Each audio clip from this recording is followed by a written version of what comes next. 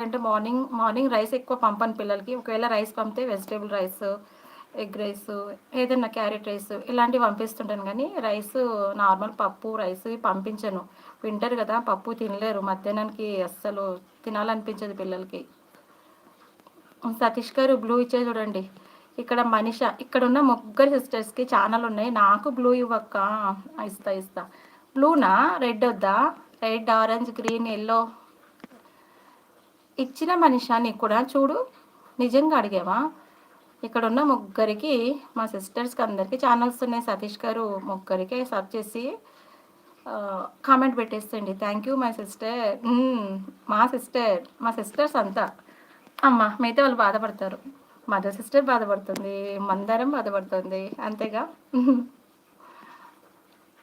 అక్క good morning. Very good morning. Tea తీసుకొచ్చావా? అంతే పో మనీషా. చూడు సొంత సిస్టర్